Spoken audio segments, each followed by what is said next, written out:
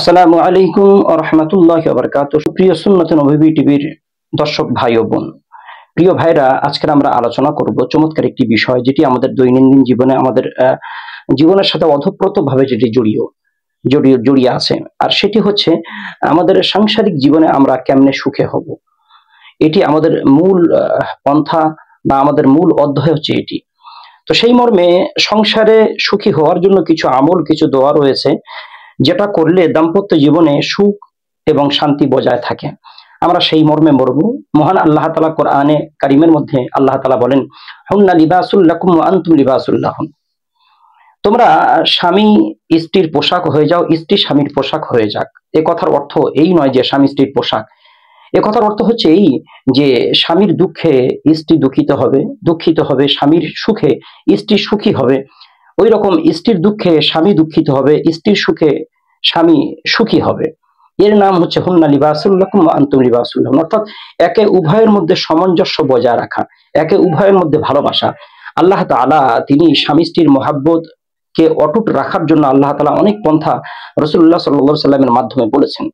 স্বামী স্ত্রীর মধ্যে ভালোবাসা বজায় থাকা, সংসারের মধ্যে সুখ আসার প্রথম কৌশল হচ্ছে, সেটি হচ্ছে একে উভয়ের মধ্যে আন্ডারস্ট্যান্ডিং অর্থাৎ সামঞ্জস্য বজায় রাখা, একে উভয়কে বোঝা, একে উভয়কে চেনা, আর একে উভয়ের প্রতি বিশ্বাস করা, সন্দেহ না করা। সন্দেহ যখন আসবে তখন সমস্যা হয়ে যাবে। আমরা দেখি আমাদের নবী মুহাম্মদ রাসূলুল্লাহ সাল্লাল্লাহু আলাইহি ওয়াসাল্লামের জীবনী থেকে, আমরা যেহেতু রাসূলুল্লাহ সাল্লাল্লাহু আলাইহি সাল্লামের উম্মত, রাসূলুল্লাহ সাল্লাল্লাহু আলাইহি সাল্লামের অনুকরণীয় অনুপম আদর্শ তিনি হচ্ছেন আমাদের।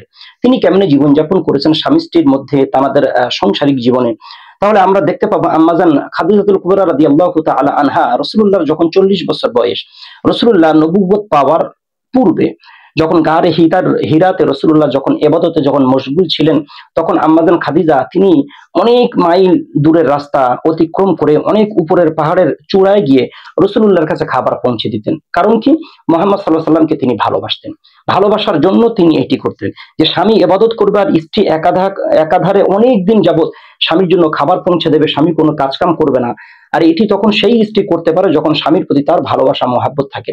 ওই রকম রাসূলুল্লাহ সাল্লাল্লাহু আলাইহি ওয়াসাল্লাম আম্মাজান খাদিজাকে মহাব্বত করতেন, অত্যন্ত মহাব্বত করতেন। এমনকি আম্মাজান খাদিজার ইন্তেকালের পরে আম্মাজান আয়েশা সিদ্দিকা বলেন, রাসূলুল্লাহ সাল্লাল্লাহু আলাইহি ওয়াসাল্লাম খাদিজার যে বান্ধবী ছিল, আত্মীয় স্বজন ছিল, তাদের কাছে রাসূলুল্লাহ উপহার বা উপঢৌকন পাঠাইতেন। এইরকম ভাবে আম্মাজান আয়েশা সিদ্দিকা রাদিয়াল্লাহু তাআলা আনহার জীবনীতে পাওয়া যায়। আম্মাজান আয়েশা বলেন, আমি যখন হাড্ডি চিবিয়ে বা চুষে নিয়ে হাড্ডি যখন ফেলে দিতাম, আমাদের নবী আমার স্বামী মুহাম্মদ রাসূলুল্লাহ সাল্লাল্লাহু আলাইহি ওয়াসাল্লাম সেই হাড্ডি তুলে চুষতেন। আমি বলতাম, ইয়া রাসূলুল্লাহ, হাড্ডির মধ্যে তো কোনো কিছুই নাই, আপনি কেন চুষছেন বেকার বেকার? তখন রাসূলুল্লাহ সাল্লাল্লাহু আলাইহি ওয়াসাল্লাম বলতেন, আয়েশা, হাড্ডির মধ্যে যদিও কোনো শ্বাস নাই, হাড্ডির মধ্যে যদিও কোনো মগজ নাই, কিন্তু তোমার প্রেম, তোমার মহাব্বত তো হাড্ডির মুখের মধ্যে লেগে আছে। আমি রাসূলুল্লাহ যে কারণে চুষছি। আম্মাজান আয়েশা বলেন, আমি যখন যে গ্লাসে মুখ দিয়ে পানি পান করতাম, আমার রাসূল মুহাম্মদ সাল্লাল্লাহু আলাইহি ওয়াসাল্লাম সেই জায়গায় মুখ দিয়ে পানি পান করতেন। আমি আয়েশার উরুর উপরে, কোলের উপরে মাথা দিয়ে রাসূলুল্লাহ শুয়ে থাকতেন, আমি রাসূলুল্লাহর মাথার মধ্যে তেল লাগিয়ে দিতাম, মাথা মালিশ করে দিতাম। এমনকি রাসূলুল্লাহ সাল্লাল্লাহু আলাইহি ওয়াসাল্লাম ইন্তেকালের সময় আমি আয়েশার কোলের উপরে মাথা দিয়ে তিনি দুনিয়া থেকে বিদায় নিয়েছিলেন। তো রাসূলুল্লাহ সাল্লাল্লাহু আলাইহি ওয়াসাল্লামের দাম্পত্য জীবন এত সুখময় জীবন ছিল, যেটি আমাদের জন্য অনুকরণীয়, যেটি অনুপম আদর্শ। আমরা রাসূলুল্লাহ সাল্লাল্লাহু আলাইহি ওয়াসাল্লামের জীবন থেকে আমরা আমাদের শিক্ষা নিতে পারি। দ্বিতীয় টিপস হচ্ছে সংসারের জীবনে সুখী হওয়ার জন্য খোদাভীরুতা অবলম্বন করা, আল্লাহ তাআলার নির্দেশ, আল্লাহ তাআলার হুকুম এবং বিধানগুলোকে যথাযথভাবে মেনে নিয়ে জীবনযাপন করা। অর্থাৎ 5 ওয়াক্ত নামাজ পড়া, কোরআন তেলাওয়াত করা, জিকির আজগার করা, তাসবিহ তাহলিল করা, স্বামী স্ত্রী একসাথেই নামাজে দাঁড়ানো, স্বামী স্ত্রী একসাথে দোয়া করা আল্লাহর কাছে। আর সর্বোপরি সর্বদা আল্লাহর কাছে দোয়া করা, আল্লাহ তাআলা আপনি আমাদের এই দাম্পত্য জীবনের মধ্যে আপনি সুখ দান করেন, শান্তি দান করেন, সমৃদ্ধি দান করেন, একে উভয়ের মধ্যে সামঞ্জস্য, মহাব্বত, ভালোবাসা আপনি দান করেন। এটি আল্লাহর কাছে বরাবরই সর্বদা সবসময় আল্লাহর কাছে দোয়া করা। বেশি বেশি করে কোরআন তেলাওয়াত করা, সূরা রহমান, সূরা ওয়াকিয়া, সূরা মুলক, সূরা কাহাফ, সূরা মুজাম্মিল সহ আয়াতুল কুরসি, এই সূরাগুলো পড়া বা যে সূরাগুলো পড়লে বেশিরভাগ সংসারের মধ্যে বরকত আসে, সেই সূরাগুলো পড়া।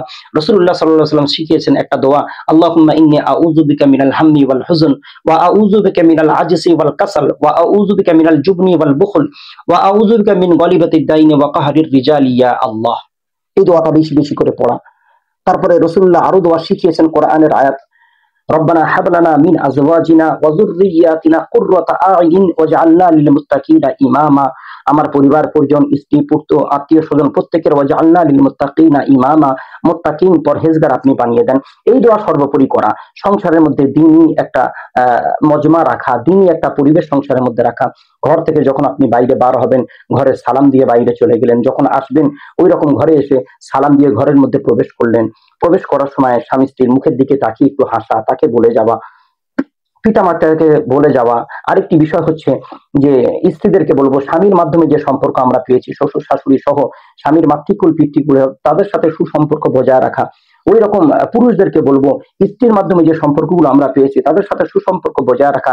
রাসূলুল্লাহ সাল্লাল্লাহু আলাইহি সাল্লাম বলেন যে তোমরা অনেক ইবাদত করেছো, অনেক আরাধনা উপাসনা তোমরা করেছো, কিন্তু সম্পর্ক, তোমাদের আত্মীয় স্বজনের সাথে সুসম্পর্ক তোমরা বজায় রাখতে পারোনি। তোমাদের সমস্ত আমলগুলো জিরো হয়ে যাবে, জিরো হয়ে গিয়ে বরবাদ হয়ে যাবে। কাজেই আমরা এই সুসম্পর্কটা আমরা বজায় রাখবো। আমাদের যে মহাব্বতের যে ভিত থাকবে, এই মহাব্বতের ভিতটা যেন সহনশীলতার মধ্যে দিয়ে আমাদের ভিত্তি যখন যেন স্থাপনা হয়। তারপরে আছে আমাদের যে সন্তান, আমাদের উভয়ের মহাব্বতের মাধ্যমে যে সন্তান দুনিয়াতে আসবে, ছোটবেলা থেকে তার মধ্যে দ্বীনের বীজ, ইসলামী বীজ তার মধ্যে, ঈমানের বীজ তার মধ্যে বপন করে দেওয়া। ছোটবেলা থেকে তাকে আল্লাহর নাম শেখানো, নবীজির নাম শেখানো, নবী রাসূলদের কাহিনী, সাহাবীদের কাহিনী, ওলিয়া উলিয়াদের কাহিনী তাদেরকে শোনানো।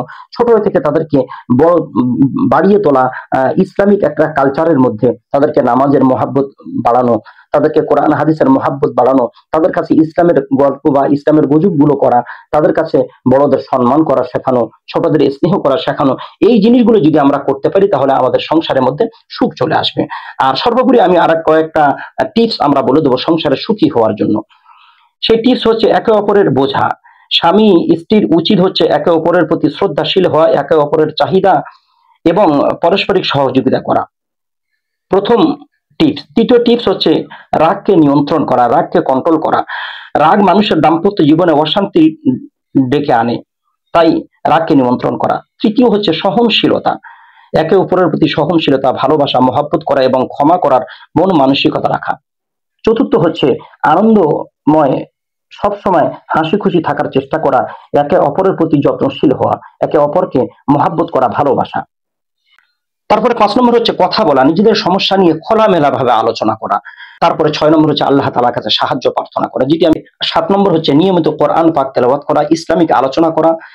8 নম্বর হচ্ছে অফিসের কাজ বা অন্যান্য কাজগুলো বাড়িতে নিয়ে চলে আসা, এগুলো স্ত্রীরা পছন্দ করে না। তো এইরকম ভাবে যদি আমরা জীবনযাপন যদি করতে পারি, একে উভয়ের সাথে সামঞ্জস্য ভাবে যদি জীবনযাপন করতে পারি, তাহলে আমার সংসারটা সুখময় সংসার হয়ে যাবে। আমার